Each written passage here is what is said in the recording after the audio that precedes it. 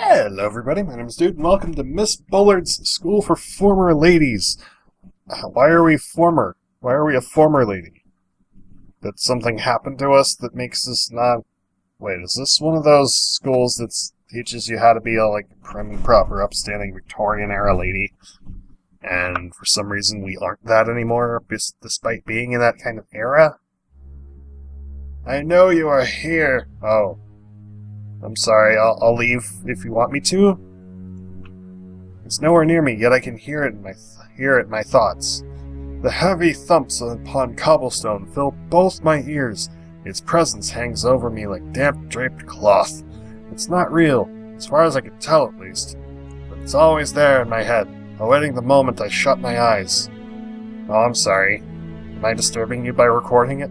And then comes the humming. It's a lullaby meant to soothe young children into peaceful sleep. My mother's humming fills my ears with a familiar tune, the same one she used when she had cradled me tight in her arms. But it's not soothing at all. Such things would only be soothing if my mother was still alive. The creature paces around me, and the tune moves with it. I cannot move from my spot in the foreign street. The lamplight occasionally reflects a wayward shadow. What is it you want from me? It does not give me a reply. A sharp bump in the road saves me from my torment. The carriage is dark, the curtains on the windows drawn tightly shut. I find myself sitting upright with my hands tangled in them, but luckily I had not thrown open the door. I disentangled my hands, folding them tightly together in my lap as though that would keep them from moving against my will again. I hadn't meant to sleep, anticipating that something like this would happen if I did, but my nausea from the ship was only worsened by looking out the window to the rolling emerald plains of the old continent. Besides, the sunlight was not supposed to be up at this hour. I vomited, so much. The carriage driver was not very happy about the mess I made. My hair felt heavy and knotted, as was typical after these bouts of dreams. I hoped I did not look worse than I felt. As the carriage slows, I risk a look through a curtain. A bunch of people say, "Holy shit, you look terrible!" The stately mansion coming into view does nothing to allay my mood, but I fear the mansion's inhabitants more than anything. Why? Perhaps it is not too late to request we turn back? No, that was no longer an option. Shit! The nightmares are the only reason I've made the cross-sea voyage to Miss Bullard's haven for supernaturally troubled women. Or whatever it is she calls it.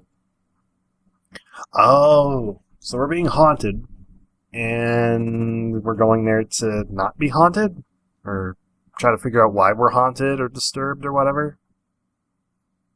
Is that what this is about? I don't get it.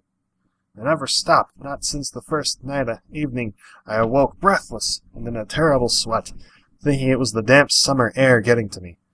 I have them every night, nap, or any time I attempt sleep. During particularly terrible fits, I move in my sleep as if possessed. Dozing off in class once had me nearly stabbing a fellow student with a fountain pen. Oh, shit. We're having one of those. We're having night terrors, aren't we?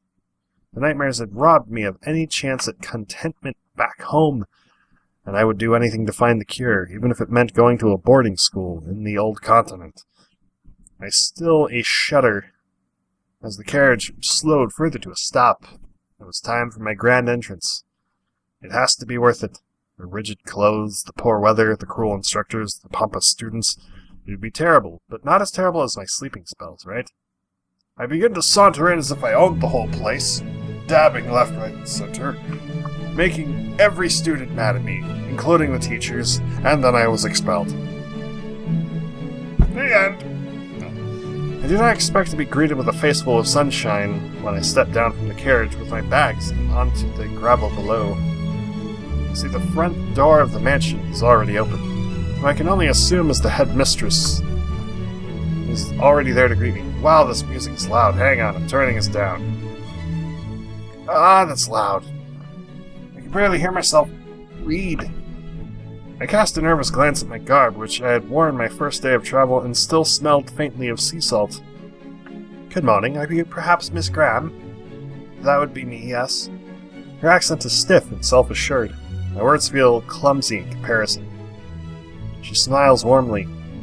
Wonderful. Welcome to my school. I'm Miss Bullard, the head mistress of this establishment, but you may call me Miss B. Your father has been wonderful to work with, and rest assured he is confident that I can provide you the help you need.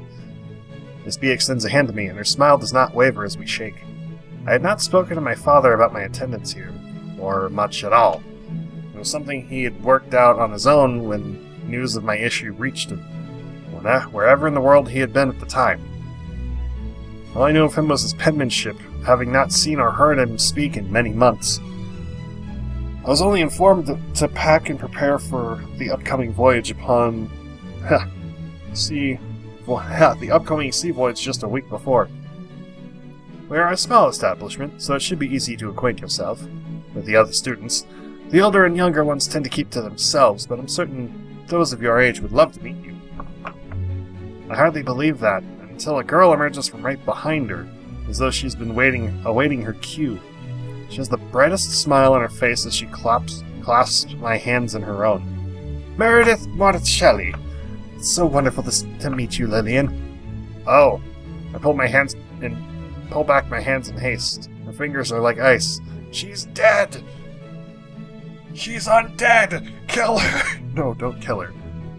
I mean, she seems like a nice undead. That or it's just a cold day, I don't know. Or you just ate. Or you're an undead. You're probably an undead, aren't you? Something tells me you're an undead. We need to see... Wait. Was the headmaster's hands cold too? Because if so, that's a sign of undead. At the school, Meredith gives a sheepish smile. Sheepish smile. I'm sorry. That does tend to startle new people. It's fine. Sorry for pulling away so abruptly. Nice to meet you, Meredith. Now that I've been sufficiently woken up, I can see someone is standing just behind her. Woody, look! The new student I was telling you about is here. Meredith steps aside, revealing a frail and bespectacled girl to me. Her hair is striking red, like hot coals, and her eyes more honey than brown. In her arms, she clutched a book tightly to her chest. She blinks wordlessly. Are you the necromancer that brought back this girl from the dead? Nice to meet you. Don't tell her I don't trust necromancers. She's adorable and probably should be protected from a lot of things in the world. I don't know. She looks adorable. Oh my god. Give her what I hope is an encouraging smile. Hello there. My name is Lillian. She does not smile back, but dips her head. Her voice is scarcely a mumble. Wonderful. Nice to meet you, Lillian. And you have such beautiful hair. Her lips twitch into a smile. She purses them tightly together. Thank you. Come along now, girls. I thought we ought to bring Lillian inside. She has had a long journey, and a very sick one. In fact, don't tell the coach driver back there that I vomited on the seats. And the ceiling. The roof, rather, because it's wood. I don't know. I hope they don't mind the smell. Miss B led the way for me through the already open front door. Oh my god, this place looks pretty. Who the fuck are you? Why do you look like a sourpuss? When I step inside, I catch the gaze of another lady. Her skin is unblemished as the surface of a pearl, and she is impeccably dressed, her hair styled up and pinned with impressive precision. She's also the only student who is wearing a corset. I smile at her despite her disapproving look. Hello, I'm Lillian, I heard. Oh, and you are Virginia Belvoir of the Belvoir fortune. I have a feeling that was supposed to mean something to me, but it doesn't. Perhaps she doesn't know I'm a foreigner? Thought at least my accent might give it away. Nice to meet you, Virginia. I prefer Miss Belvoir. She sniffs and turns away without another word. She a bitch. Calling it. She a bitch. I don't like that attitude. So there are some girls that behave the way I anticipated. The notion is oddly reassuring. So we were expecting everyone here to be a stuck-up rich bitch. Dude, put up a rich bitch counter for this game. Rich snooty bitch counter for this game. Oh, who's this? The student leans over to us. Leans over to look at us from the railing. God, I can't read. In sharp contrast to Virginia, her hair is unstyled. It falls in messy off-gold tangles at her shoulders. Calls are equally wayward. The lace on her sleeves torn and her garment's collar partially undone. She does not bother to come down, but waves at me. Miss B gestures to me. Miss Fay, this is our new student. Hello, new student. I'm Greta. Her voice echoes through the hall. Oh, you're loud. Well, shit. Now I wish my nephews weren't asleep. And I'm Lillian. I shout the words back, hoping the act isn't offensive, and only receive a disapproving look from Virginia. Well, fuck you. I don't give a shit about what Virginia thinks. Even Miss B seems more amused than bothered by our exchange. Welcome to Miss B's. Oh, I do hope you enjoy your time here. I hope I do too, because it seems like most of the students here aren't rich snooty bitches, and I don't gotta worry about that. Yay! She gives me a wry grin, and I think I see her cross her fingers behind her back. What? Okay, now I'm suspicious.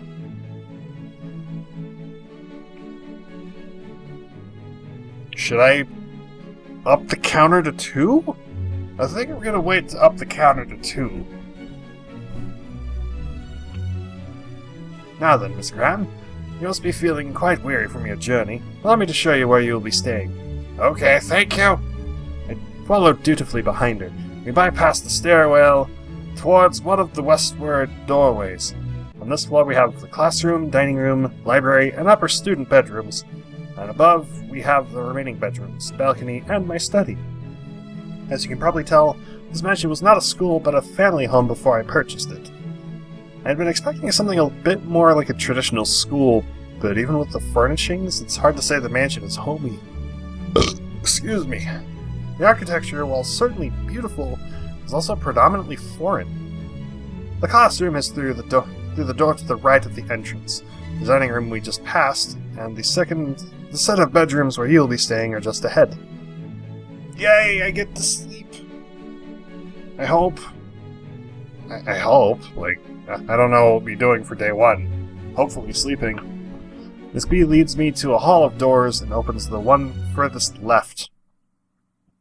Here's where you'll be staying for your time here. Is it to your liking? The room is much larger than mine at home. The bed looks plenty comfortable, but bed stopped being comfortable a while ago. It looks nice, thank you. Can I sleep on the floor? My pleasure. You can put your luggage down for now, and when you're ready, I can provide you with everything you'll need during your stay here. Could you do the rich snooty bitch counter for me then?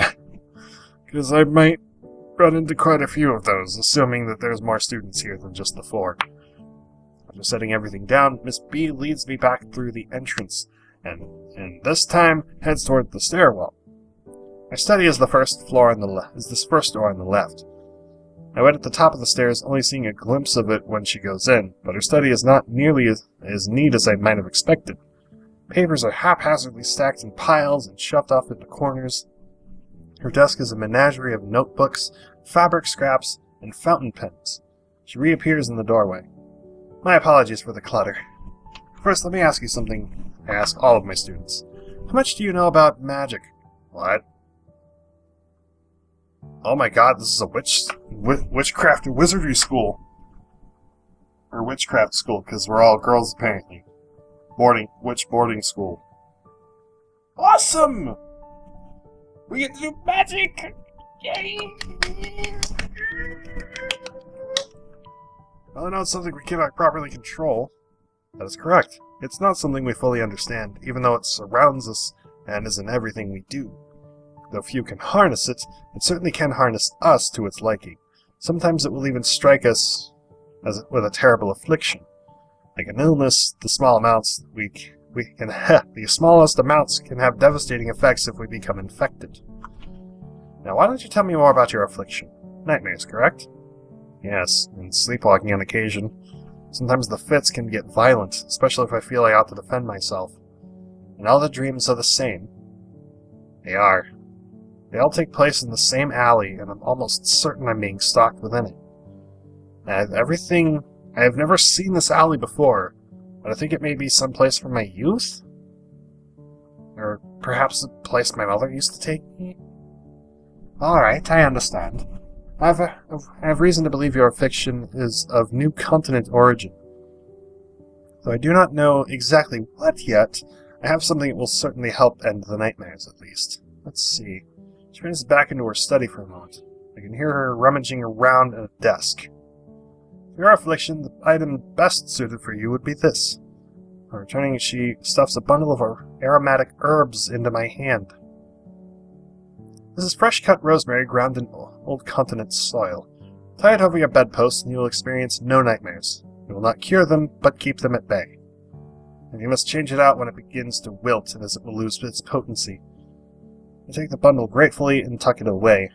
The idea of uninterrupted sleep sounds near fictional. Miss B caught the relief in my posture when I took it. You must be exhausted from your trip. Please do not worry about attending classes today. You may go straight to your room and unpack your items.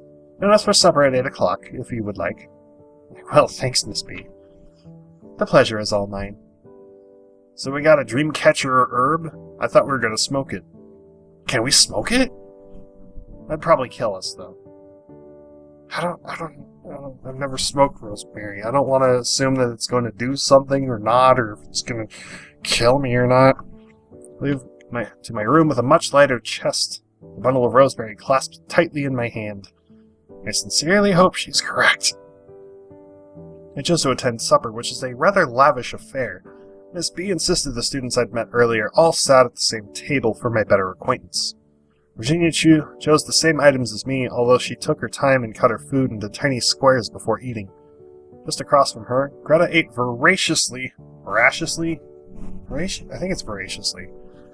and was met with gentle reminders from Miss B to keep her mouth shut as she chewed.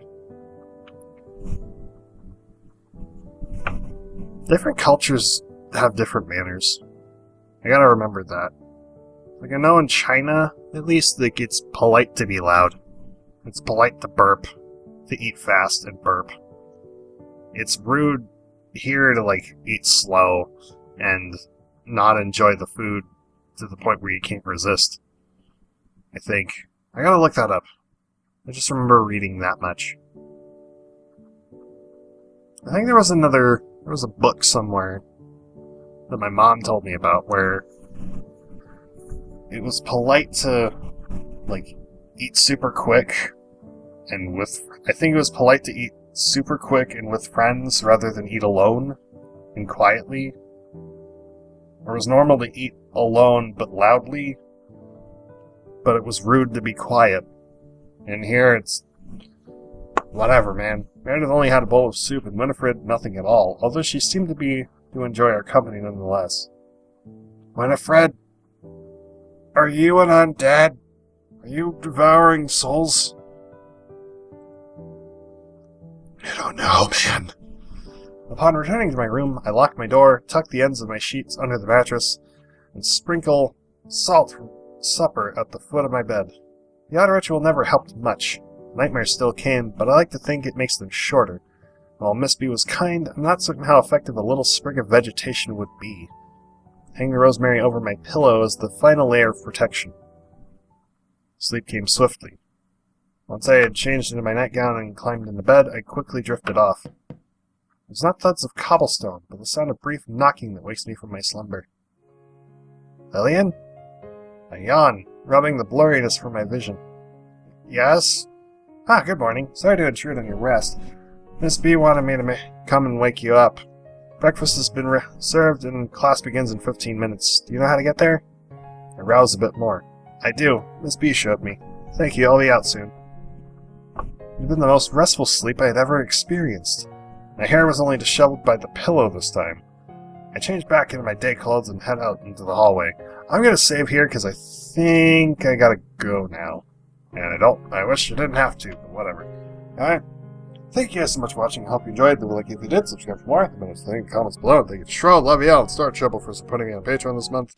As always, you can get the game yourself in the description below. And again, as always, I will see you guys in the next video. Bye-bye!